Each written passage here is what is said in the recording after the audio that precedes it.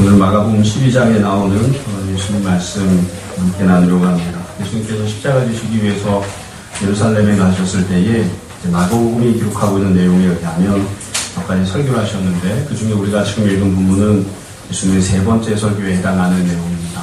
첫 번째는 주님이 누구신지에 대해서 말씀하시고, 두 번째는 하나님께 드리는 온전한 드림이란 무엇인가에 대해서 말씀하시고, 그리고 지금 세 번째로 예수님께서 부활에 대한 내용을 말씀을 하셨습니다. 우리가 이 말씀 본문에 대해서 쭉 설명을 하고, 그리고 제가 무엇을 기준으로 살 것인가, 이거에 대해서 오늘은 좀 이야기를 하려고 합니다. 먼저 이 본문 내용을 좀 설명을 할게요. 18절부터 보시면 부활이 없다고 하는 사두개인들이 등장을 합니다. 사두개인들은 자신들 나름대로 굉장히 신앙생활을 열심히 하던, 그리고 오늘날로 치자면 좀 근본주의자라고 할까요? 성경을 나름대로는 묻자 그대로 믿는다고 했던 사람들입니다. 그래서 사두개인들은 부활도 없다, 또 천사도 없다, 사후세계가 없다, 이렇게 주장을 했습니다. 왜 그렇게 주장을 했냐면, 모세가 썼던 오경에 보면 오경 안에는 영생이라든지 부활이라든지 천국이라든지 지옥이라든지 이런 내용이 안 나오거든요. 그러니까 모세가 만약에 그런 것들이 있다고 할 것 같으면 써서 줬을 텐데, 모세가 안 써준 것으로 보아서 없는 거 아니냐, 왜 성경에 나오지도 않는 부활이니 천사니 천국이니 이런 것들을 주장하고 믿어야 되느냐, 그런 것들은 문자 그대로 성경을 보기 때문에 우리는 믿지 않는다, 이렇게 주장하던 사람들입니다. 그러니까 나름대로는 굉장히 열심을 가지고 철저하게 하나님 믿겠다고 했던 사람들이죠. 그래서 이 사람들의 관심이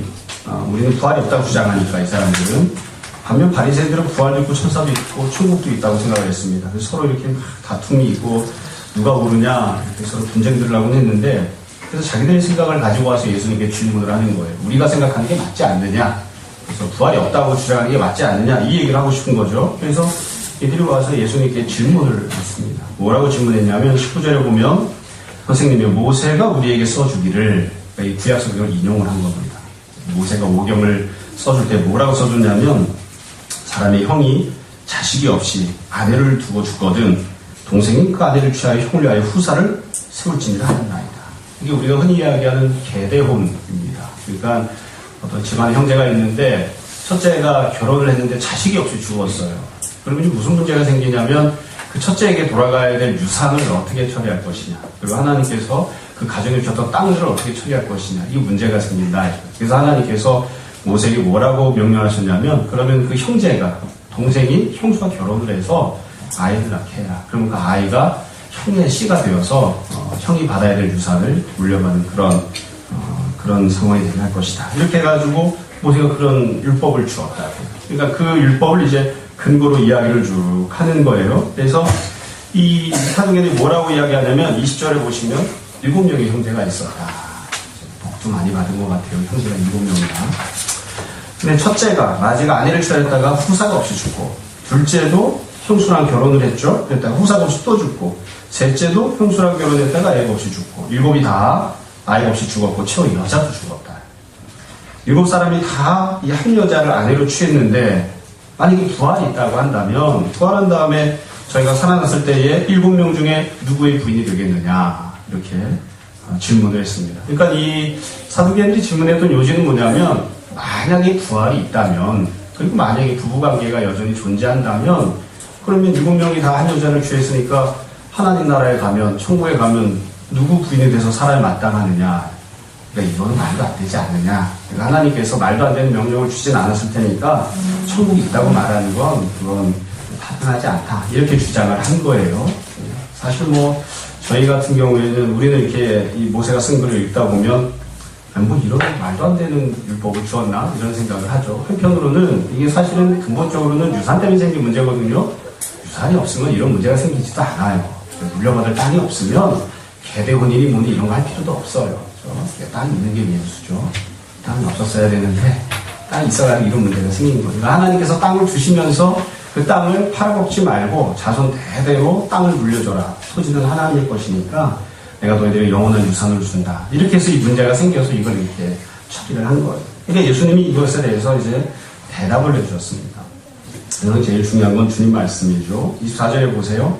예수께서 가라사대, 너희가 성경도 하나님 능력도 알지 못함으로 오해함이 아니냐.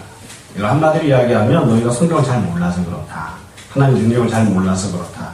너희가 갖고 있는 지식이 짧아서 그렇다. 그렇게 말씀하신 거예요. 그러니까 쉽게 네가 잘못 생각하는 거야. 네가 잘못 생각하는 거야. 그렇게 말씀만 하셨어요. 그러고 나서 25절부터 잘 보세요. 25절 보시면 사람이 죽은 자 가운데서 살아날 때, 부활할 때는 장가도 안 가고 시집도 안 가고 하늘에 있는 천사들과 같다.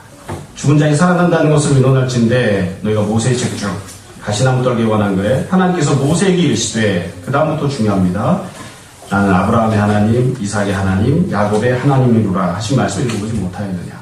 그러니까 모세가 애굽에서 있다가 왕자로 생활하다 40년을 지냈죠. 그리고서는 애굽 사람 쳐 죽이고 난 다음에 광야로 도망을 갔습니다. 그래서 광야에서 40년 동안 도피 생활을 했는데, 거기서 있다가 이제 하나님께서 모세를 부르셨어요. 떨기나무 가운데서 부르셨죠. 근데 떨기나무가 불이 붙었는데도 이게 사그라들질 않았죠. 타질 않으니까 모세가 신기하게 여겨서 그 떨기나무를 갖다 줘요. 그랬더니 하나님께서 모세를 부르셨는데, 그 떨기나무 가운데서 뭐라고 부르셨냐면, 나는 아브라함, 이삭, 야곱의 하나님이다. 하나님이 자기 자신을 그렇게 말씀하셨어요. 하나님이 자기를 그렇게 말씀하셨으니까 그건 뭐 틀림없는 사실인 거죠. 예수님이 그 말씀을 지금 인용을 하시는 겁니다. 그리고 나서는 주님이 이렇게 말씀하세요. 그렇게 하나님 말씀하시는 걸 읽지 못하느냐. 27절. 하나님은 죽은 자의 하나님이 아니고 사는 자의 하나님이시다. 살아있는 자의 하나님이시다.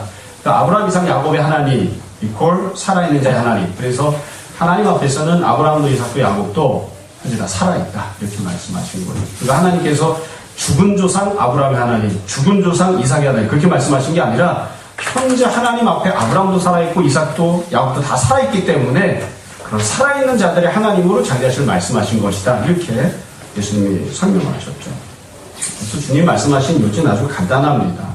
너희가 생각할 때는 아브라함, 이삭, 야곱이 이미 죽어서 시체를 찾아볼 수도 없는 뼈다귀도 남아있지 않는 흙으로 다 돌아가 버린 그런 죽은 조상에 불과하지만 그건 너희 생각이고 너희의 관점이고, 하나님이 보시는 관점에 의하면 아브라함, 이삭, 야곱은 죽지 않고 여전히 살아있다. 부활하고 자시고 할 것도 없다 이거예요. 우리가 잘 아는 것처럼 하나님은 영이십니다. 그래서 우리는 육체만 보지만 하나님은 육체만 보는 게 아니라 영혼을 보신다고요.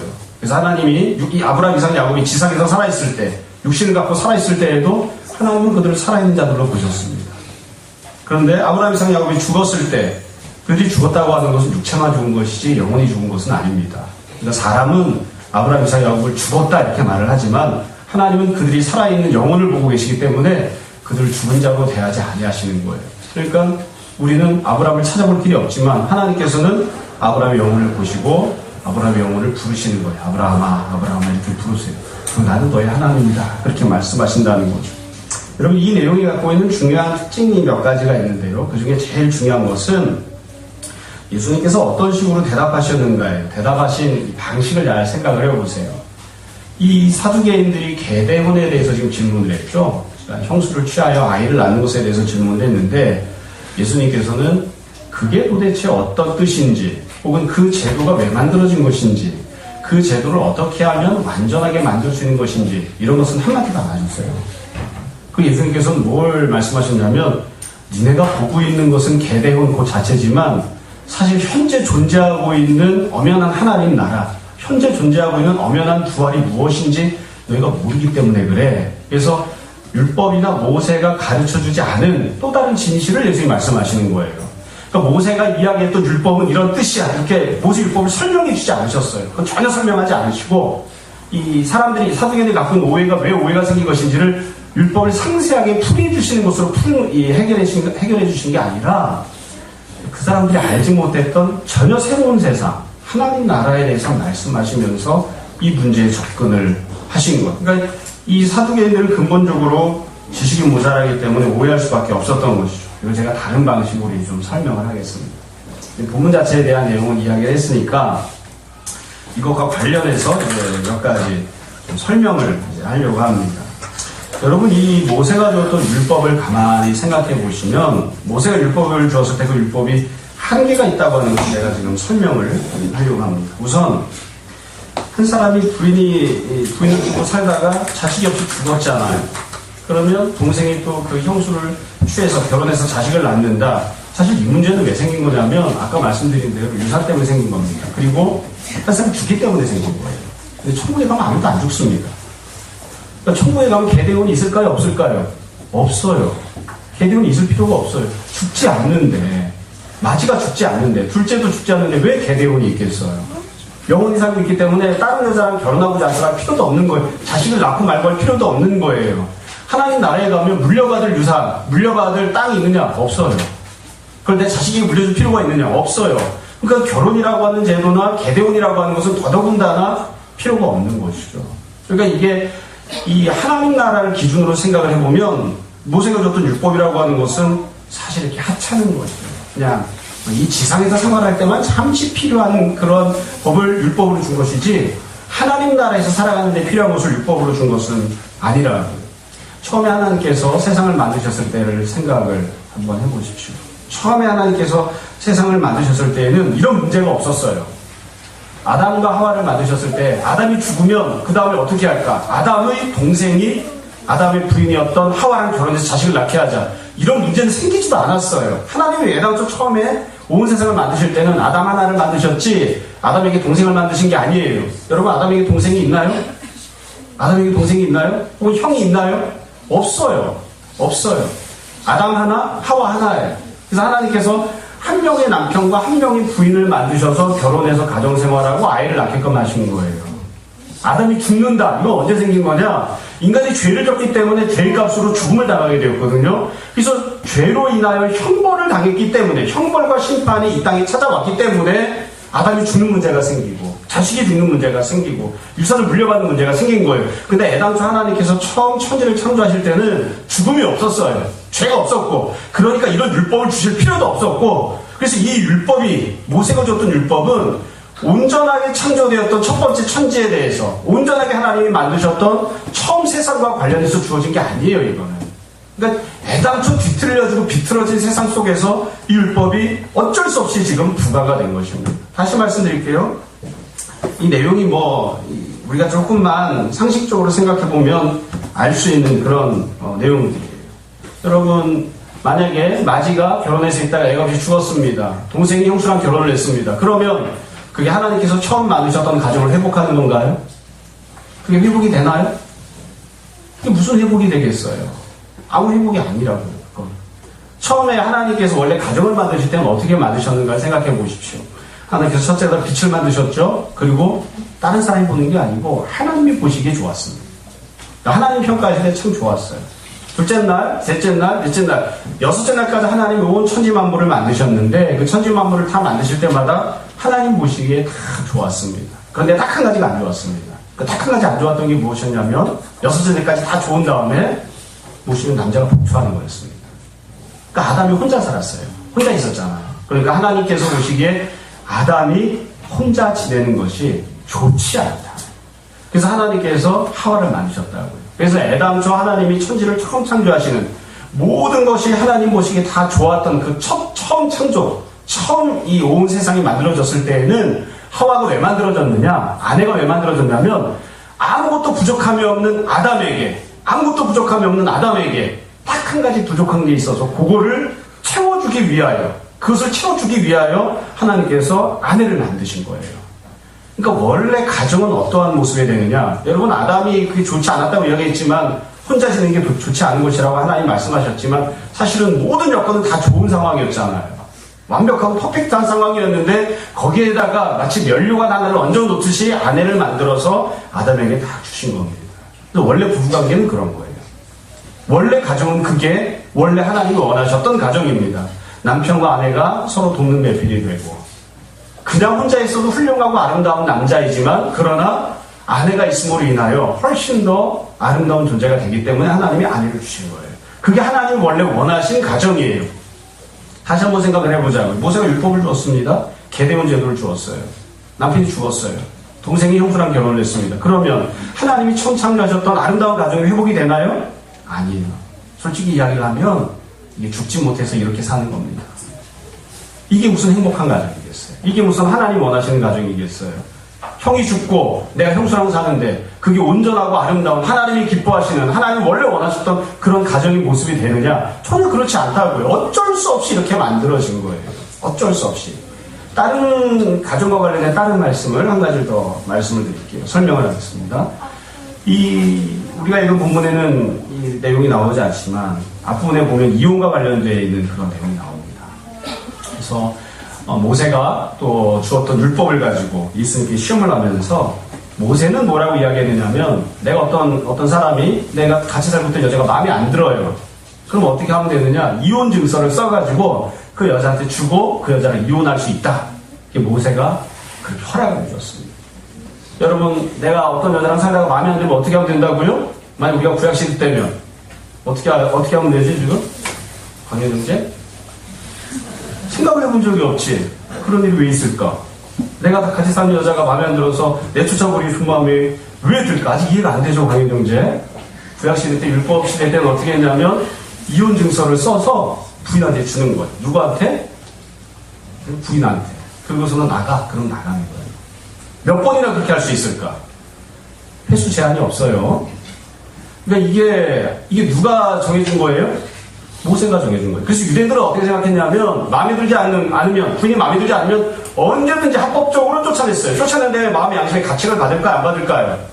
원래 가책을 받아야 정상이에요. 근데 율법을 그렇게 정해주었으니까 이건 내 권리니까 내가 그렇게 사용할 수 있어 하고서는 율법들을 했어요. 여러분, 모세가 그렇게 정해줬잖아요. 그렇게 행동하는 게 죄입니까? 죄가 아닙니까? 죄가 아니죠. 그렇게 해도 돼요. 구약시대 때는 그렇게 해도 돼요. 그런데 예수님께서는 뭐라고 말씀하셨냐면 그 규정에 대해 이렇게 말씀하셨어요. 그건 원래 하나님 뜻이 아니야. 하나님이 정말 원하시는 거 그게 아니야. 하나님께서 정말로 원하셔서 그렇게 행동해도 그건 괜찮아. 이렇게 말씀해서 그 율법을 주신 게 아니야. 너희가 너무나 완악하기 때문에, 너희가 너무 죄를 많이 짓기 때문에 그렇게라도 해서 어떻게라도 이 쫓겨나가는 여자가 살 길을 열어주기 위해서 하나님이 부득이하게 어쩔 수 없이 그 조항을 만들어주신 것이다. 그러니까 모세가 만들어주었던 율법들은 그 자체가 완벽하거나 그 율법대로 행동하고 순종했다고 해서 하나님이 원하시는 것들이 다 완전 이루어지는 그런 세상이 되는 건 아니라 이거예요. 그것도 간단해요. 생각을 해보세요. 다시 처음부터 말씀드리지만 처음에 말씀드렸던 것처럼 하나님이 원하시는 가정은 어떤 가정입니까? 선악과 따먹기 전에 아담과 하와를 만드셨던 그런 가정입니다. 그게 하나님이 원하시는 가정이에요. 모세 율법대로 순종했습니다. 내가 마누라를 쫓아내고 싶은데, 아내를 쫓아내고 싶은데 그냥 쫓아내면 안 되니까 이혼 증서를 써서 쫓아냈습니다. 율법대로 행동했잖아요. 그럼 이혼 증서를 써서 쫓아내면 하나님이 원하시는 가정이 이루어지나요?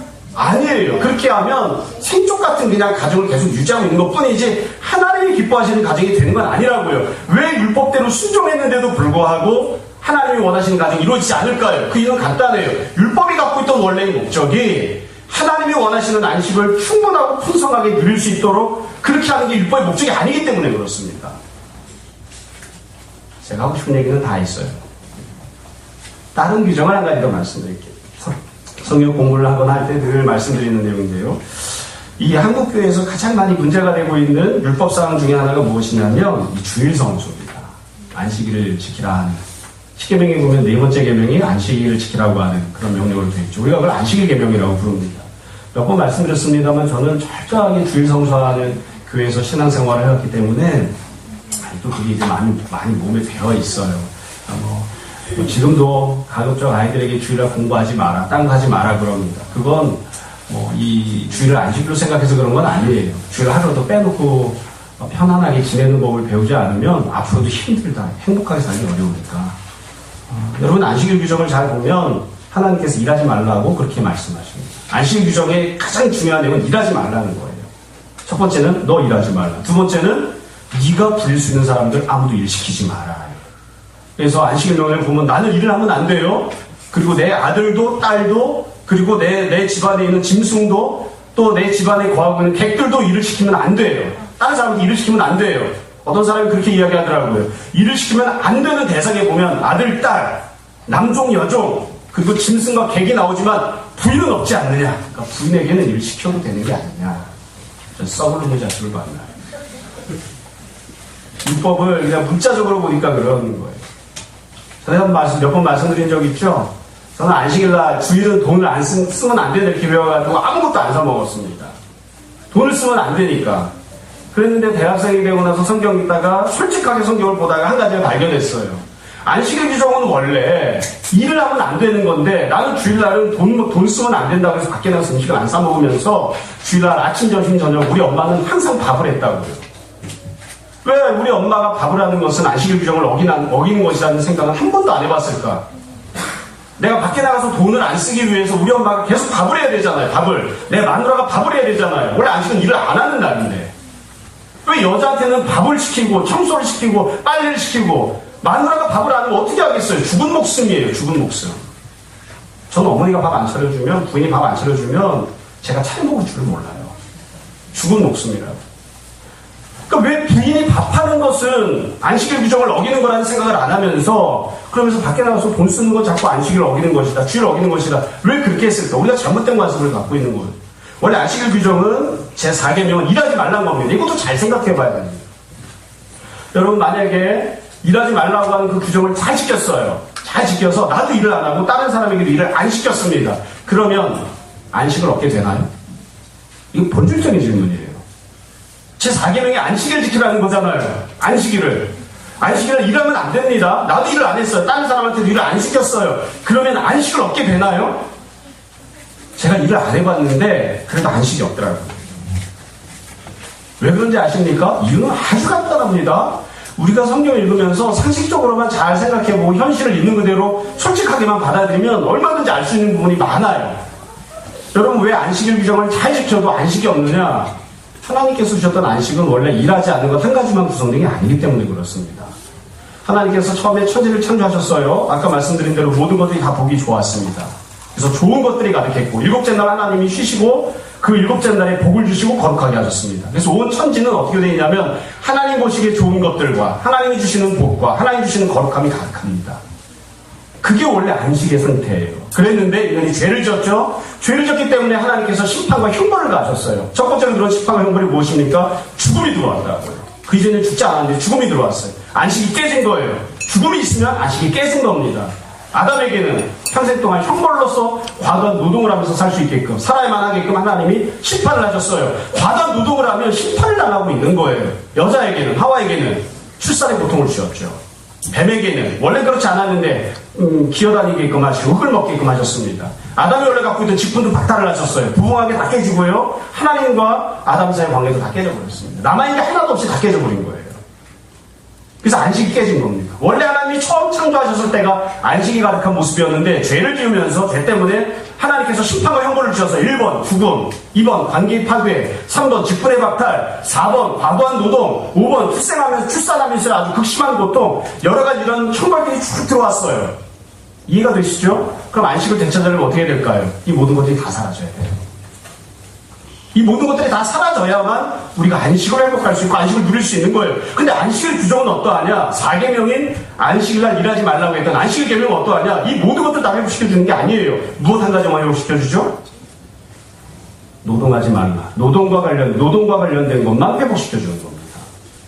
인간이 죄를 짓기 이전에도 노동이 있었습니다. 그러나 그 노동은 하나님 주신 직분을 감당하는 선하고 아름다운 노동이에요. 그런데 죄를 졌기 때문에 심판과 형벌로서 과도한 노동을 하게끔 되었어요. 그 과도한 노동을 하나님이 치워주신 거예요. 안식일 규정을 통해서. 그러니까 과도한 노동을 하는 것, 심판으로 우리가 일해야만 먹고 살 수 있었던 것들은 회복이 되어요. 그것도 달랑 월요일부터 주일부터 토요일까지 금요일까지는 계속 과도한 노동을 해야만 하고 안식을 하루만 과도한 노동으로부터 우리가 해방을 받는 거예요. 그러니까 안식을 계명 4계명을 지키면 어떻게 되느냐? 이 4계명을 열심히 잘 지켜도 100% 완벽하게 퍼펙트하게 지켜도 우리가 안식을 누리지 못해요. 왜냐하면 안식일은 1번부터 10번까지가 다 회복되어야 안식이 회복이 되는 건데 그 중에 한 가지만 회복되기 때문이에요. 노동과 관련된 것만 우리가 죄의 형벌로부터 벗어나는 그게 안식일 규정이라고요. 이해가 되시죠? 자, 그럼 우리가 안식을 온전하게 누리려면 어떻게 해야 될까요? 안식일 계명에다 덧붙여야 돼요. 일하지 말라 여기다가 1번 죽지도 마라. 2번 애를 낳을 때는 고통을 당하지 마라. 이런 것들이 쭉 붙어 있어야 돼요. 예수님 믿어도 죽나요 안 죽나요? 죽는데 날이 따로 있나요? 안식일 하면 사람 죽습니다. 심판과 형벌이 그대로 존재하는 거예요. 예수님 믿는 사람은 아기 낳을 때 고통이 없나요? 고통이 있습니다. 그러면 월요일날, 화요일날, 수요일날 낳을 때는 고통이 있고 안식일날 낳을 때는 고통이 없나요? 아니, 안식일에도 고통이 있어요. 그러니까 내가 노동을 하지 않아도 안식일 계명을 잘 지켜서 일을 하지 않아도 다른 사람이 일을 시키지 않아도 사실은 여전히 죽음이 존재하고 출산의 고통이 존재하고 관계를 깨져버린 것들이 여전히 존재하고 있기 때문에 안식이 없는 거예요. 그래서 안식일 계명을 잘 지키면 깨닫게 됩니다. 우리가 안식을 회복하면 이런 복을 누릴 수 있구나라는 것을 아주 조금 맛보는 거예요. 그러나 이 안식의 계명을 아무리 지켜도 우리는 안식을 다 완전히 소유할 수는 없구나. 그것도 깨닫게 된다고. 그것도 깨닫는다고. 그래서 안식의 계명을 열심히 다 지켰습니다. 그런데 어떻게 해야 돼요? 주님, 이 계명과 율법을 지키는 것만으로는 도무지 안식을 회복할 수 없네요. 어떻게 안식을 얻겠습니까? 죽음이 사라져야 안식을 얻을 수 있는데, 이 관계가 깨져버린 부부관계가 다시 회복되어야 안식을 얻을 수 있는데, 어떻게 해야 우리가 죽음을 이길 수 있습니까? 우리가 어떻게 해야 깨져버린 부부관계를 회복할 수 있습니까? 4계명만으로는 안 되는데, 솔직히 이야기하면 1계명부터 10계명까지 하나님 주셨던 모든 율법을 다 지켜도 안식이 회복되지 않는데 그걸 어떻게 됩니까? 하고 하나님께 여쭤보고 은혜를 구해야지 돼요. 다시 정리해서 말씀드릴게요. 제가 하는 이야기가 좀 어려울 수도 있어요. 더 이상 쉽게 할 수는 없어요. 여러분, 율법을 보면 우리가 아주 분명하게 알아야지 됩니다. 율법은 하나님 주셨던 은혜의 방편이기는 하지만 율법을 지킨다고 해서 하나님이 원하셨던 아름다운 모습이 다 성취가 되느냐? 그렇지 않습니다. 안식 명령을 지킨다고 해서 안식을 회복할 수 있느냐? 그렇지 않아요. 이게 참 어려운 부분이죠. 어려운 부분이에요.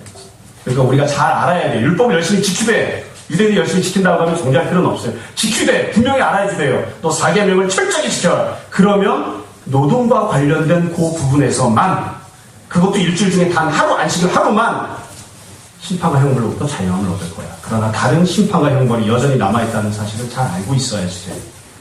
일하지 말라고 하는 4계명 지켰다고 해서 안식을 다 누릴 수 있다는 착각은 절대로 하면 안 돼. 그건 알고 해야지 된다. 이해가 되시죠?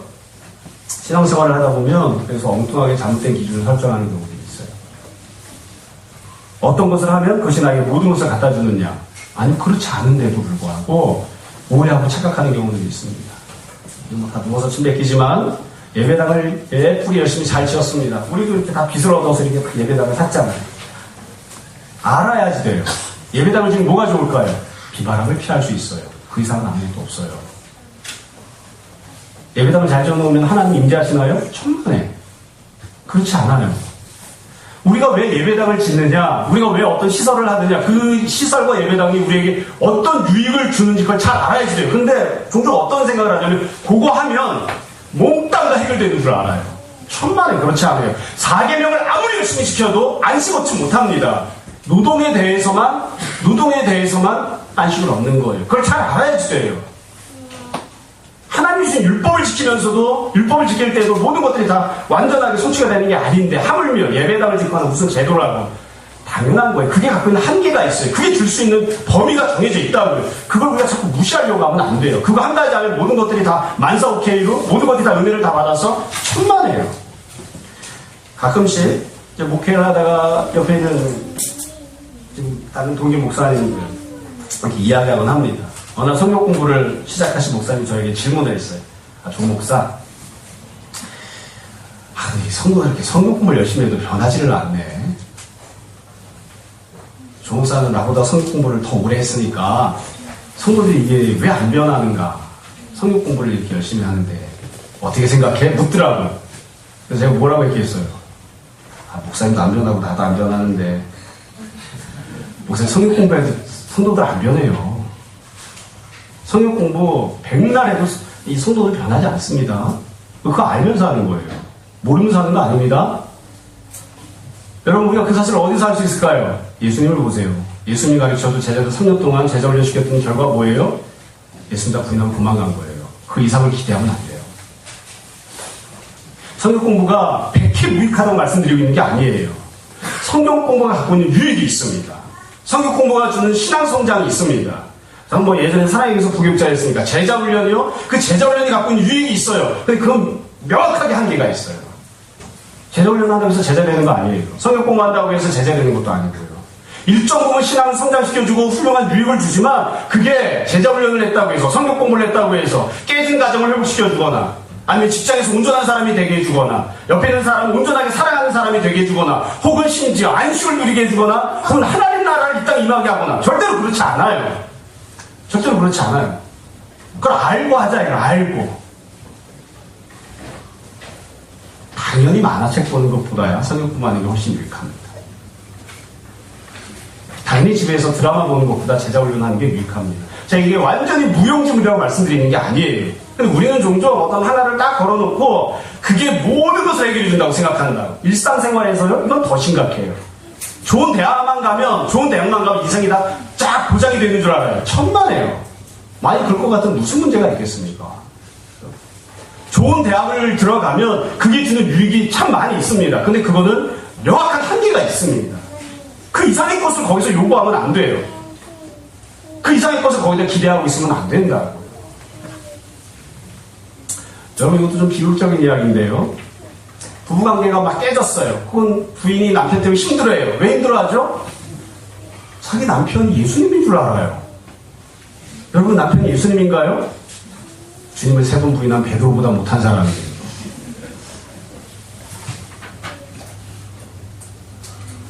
근데 기준을 항상 예수님으로 놓고 왜 예수님 이렇게 하시는데 당신은 나한테 이렇게 안 해줘? 그래서 힘든 거예요. 한계가 명확하게 있습니다.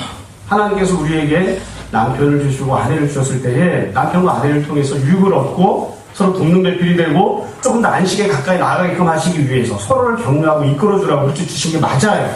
하나님이 원래 만드신 아름다운 가정을 회복해 나가라고 주신 게 맞아요. 그러나 남편은 예수님이 아니에요. 예수님을 닮아가려고 노력하고 있는 사람이지. 내 부인은 막달라 마리아가 아니에요. 절대로 눈물로 발을 씻어주고 머리털로 남편의 발을 닦아주지 않아요.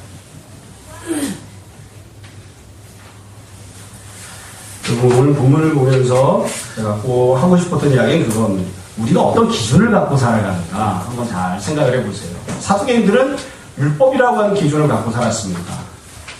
그러면서 율법이라고 하는 기준이 모든 것을 해결해 준다고 생각을 했고, 모세가 주었던 그 율법대로만 순종하고 살면 하나님 나라가 이 땅에 이루어지고 안식도 다 성취가 되고, 그리고 그것 이상의 것이 없다고 생각을 했어요. 그런데 주님 뭐라고 하셨냐면, 천만에 그건 그렇지 않아. 그건 네가 오해하고 있는 거지. 그건 네가 하나님 말씀을 잘 몰라서 그래. 하나님이 정말 주시려고 하는 게 무엇인지 몰라서 그래. 그렇게 예수님이 그냥 단칼에 잘라서 폄하를 하셨습니다. 그러니까 율법 기준으로 갖고 살아가면 안 돼요. 율법도 지금 말씀드린 것처럼 원래 율법에 애당초 처음 주어진 이유가 무엇이냐면, 언제 주어졌냐면 죄를 하나도 안 지었을 때 하나님이 더 풍성한 삶을 살라고 율법을 주신 게 아니고요. 죄를 지어서 세상이 다 깨져버렸을 때, 죽음이 들어오고 질병이 들어오고 관계가 깨지고 모든 것들이 엉망진창이 되었을 때에 첫 번째로 그나마 거기서 더 죄를 짓지 말라고 이혼 증서 써주는 율법 주듯이 하나의 율법을 주시거나, 아니면 이 죄가 이 엉망진창이 이 세상을 조금이라도 좀 바로 잡아보시려고 율법을 주시거나 그랬던 것이지, 율법을 가지고 이 세상을 하나님 나라로 만드시려고 주신 게 아니에요. 그러니까 율법을 가지고 기준으로 삼으면 안 돼요. 그럼 우리가 갖고 살아가는 기준이 무엇인가? 예수님이 지금 제시하시는 기준은 아주 간단합니다. 하나님 나라와 영생을 기준으로 삼으라는 겁니다. 율법 다 지켜도 가족 회복 안 됩니다. 그렇죠? 우리가 무언가를 판단할 때에, 우리가 무언가를 소망할 때에, 그리고 우리가 무언가에 대해서 헌신하거나 노력을 할 때에 과연 무엇에 대해서 어떻게 기준을 삼고 있는가를 다시 한번 잘 생각해 봅시다. 과연 우리가 이건 옳아, 이건 틀려 이렇게 할 때에 예수님만을 기준으로 삼습니까? 하나님 나라를 기준으로 삼습니까? 아니, 예수님도 아니고 하나님 나라도 아닌데 율법적인 것, 내가 오래 살면서 익숙해져 있던 것, 혹은 내가 바라는 것, 아니면 세상에서 가르쳐준 것, 그런 것들을 혹시 기준 삼고 이것저것을 판단하거나 결정하거나, 또 이것만 하면 될 것 같아. 우리가 그런 식으로 생각하고 그렇게 살아가는 모습은 없네요. 우리가 잘 한번 생각해 봤으면 좋겠습니다. 여러분, 하나님 나라에는 죽음이 없는데 남편이 죽으면 어떻게 되나요? 그걸 가지고 자꾸 생각하고 기준을 삼으려고 하면 해답이 안 나옵니다.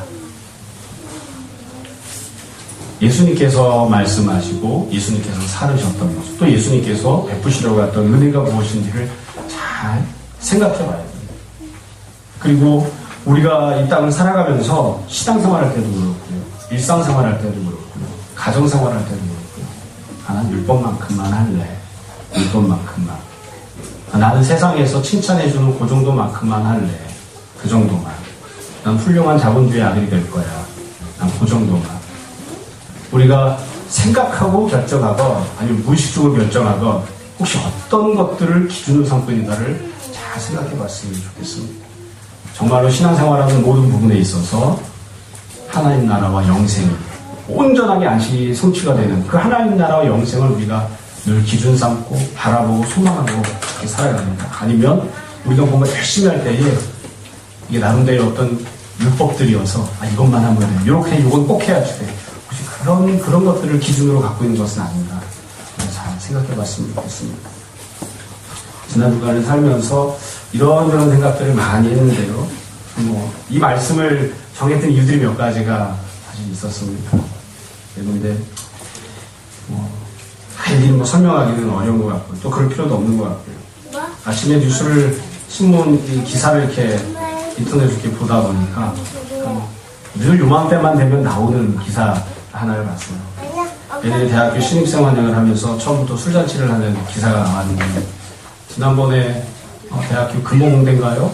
신입생 OT를 가다가 차가 2번 뒤집어져가지고 운전기사 분 돌아가시고 44명인가 중경사를 당해 또 사고가 있었죠. 그래서 그것 때문에 조사하러 이렇게 갔었는데 학생 한 1,700명 2박 3일 OT 가면서 소주 8,000병을 시켰다고 그러더라고요.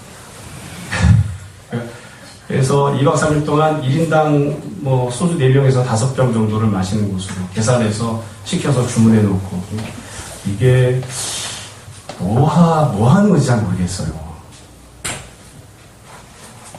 누구 말 맞다나 대학은 왜 가는가? 이제 엄마 아빠 신경 안 쓰고 편안하게 소주 마시러. 나이가 20살 먹었으니까 편안하게 아무 여자랑 잠자러. 그러려고 대학을 가는 건가? 그러니까 우리가 도대체 뭘 기준으로 삼고 아이를 가르치고 뭘 기준으로 삼고 가정에 대해서 이야기를 하고 뭘 기준으로 일상 여러 생각을 하게 됩니다. 자, 말씀을 정리하겠습니다. 여러분들은 어떤 것이 하나님이 주시는 안식을 누리는 생활이라고 생각하십니다. 여러분들이 꿈꾸는 교회는, 여러분들이 꿈꾸는 가정은, 여러분들이 꿈꾸는 개인의 생활은 어떠합니까? 그리고 그 여러분들이 갖고 있는 소망들은 어떻게 하면 이루어질 수 있다고 생각을 하십니까? 여러분들이 원하는 교회와 직장과 가정은 어떻게 하면 정말 그 모습대로, 내가 원하는 모습대로 이루어지고 성취가 될까요? 우리가 혹시 잘못된 기준을 가지고 소망을 갖고 잘못된 기준을 가지고 방법을 찾는 그런 모습으로 살고 있는 것은 아닌가 다시 한번 잘 생각해 보십시오. 모쪼록 바라기는 우리가 입으로만 그냥 떠들어대는 것이 아니라 늘 생각하고 소망할 때에 주님께서 가르치신 대로 하나님 나라를 생각하는, 하나님의 의를 생각하는, 그리고 오직 예수 그리스도를 통해서만 그 모든 것들이 성취된다고 하는 것을 고백하고 늘 주님을 따라가는 그런 주님의 제자들이 되었으면 좋겠습니다. 주님 생각으로 가득한, 주님 닮아가는 삶으로 가득한 여러분들 다 되시기를 주님 이름으로 축원합니다. 지금 잠시 기도하겠습니다.